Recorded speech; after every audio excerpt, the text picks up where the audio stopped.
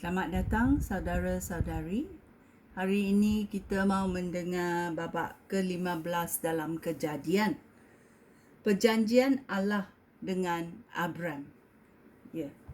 Pernahkah kamu membuat janji? Kita mesti jangan memukir janji. Bila kita buat janji, kita tepatkan perjanjian itu. Mari kita mendengar perjanjian Allah dengan Abram.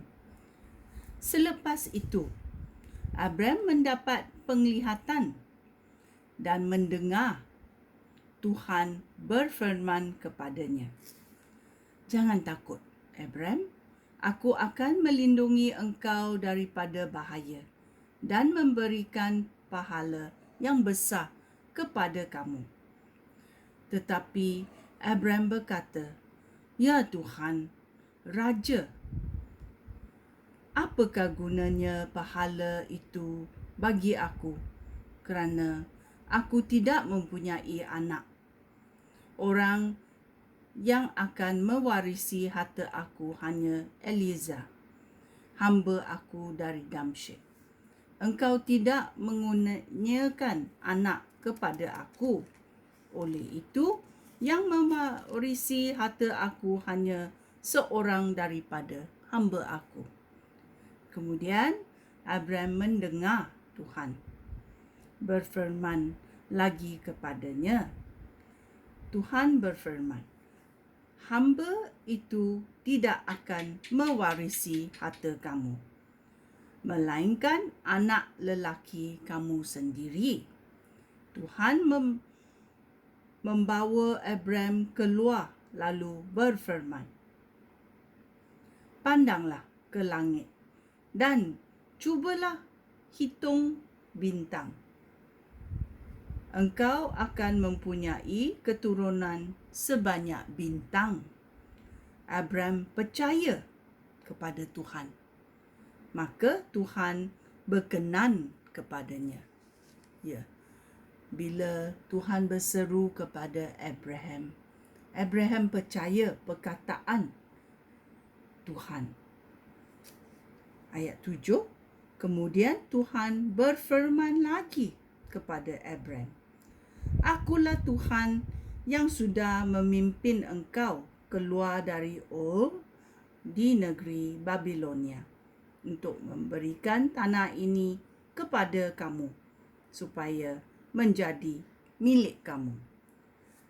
Tetapi Abram bertanya, "Ya Tuhan, Raja, bagaimana aku dapat mengetahui bahawa tanah ini akan menjadi milik aku?" Tuhan menjawab, "Ambillah seekor lembu betina, seekor kambing betina, dan seekor domba jantan untuk aku. Setiap satunya harus berumur 3 tahun. Dan ambil juga seekor burung merpati serta seekor burung terkukur." Kemudian Abram mengambil semuanya bagi Allah. Abram membelah lembu, kambing dan domba itu. Dia meletakkan belahan-belahan binatang itu pada 2 barisan. Setiap belahan menghadap satu sama lain. Tetapi dia tidak membelah burung.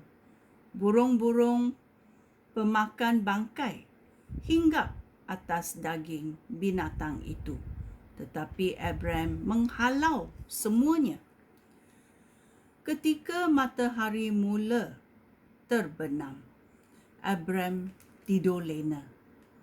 Lalu perasaan takut dan ngeri meliputi dirinya. Tuhan berfirman kepadanya, "Keturunan kamu akan menjadi orang asing di negeri lain. Mereka akan menjadi hamba di sana dan akan ditindas selama 400 tahun. Tetapi aku akan menghukum bangsa yang memperhambakan keturunan kamu itu. Apabila keturunan kamu meninggalkan negeri itu, mereka akan membawa banyak harta benda. Engkau sendiri akan lanjut usia. Engkau akan meninggal dengan tenang, lalu dikebumikan. Selepas 4 generasi, keturunan kamu akan kembali ke sini, kerana aku tidak akan mengusir orang Amori sebelum mereka menjadi terlalu jahat sehingga harus dihukum. Setelah matahari terbenam dan hari sudah gelap, tiba-tiba sebuah dapur arang yang berasap dan obor yang menyala lalu di antara belahan-belahan binatang itu. Pada masa itu juga, Tuhan membuat perjanjian dengan Abraham. Tuhan berfirman, "Aku berjanji akan memberikan seluruh tanah ini kepada keturunan kamu, mulai dari sempadan negeri Mesir hingga sungai Efrat, termasuk juga tanah orang Keni, Kenas, Kadmon, Het, Feris, Rephaim, Amori, Kenan, Gergazi dan Yebusi." Ya, ini adalah tanah yang dikurniakan kepada Abraham. Ya. Ini adalah kejadian dalam babak 15, perjanjian Allah dengan Abraham. Ya, Allah yang membuat janji kepada Abraham. Dan ini menunjukkan apa yang Tuhan katakan terjadi. Kerana dia berkata 400 tahun mereka akan dihambakan, dan ini telah pun berlaku. Kita mesti tahu apa yang Tuhan firmankan akan berlaku. Ya. Sekian, terima kasih. Shalom.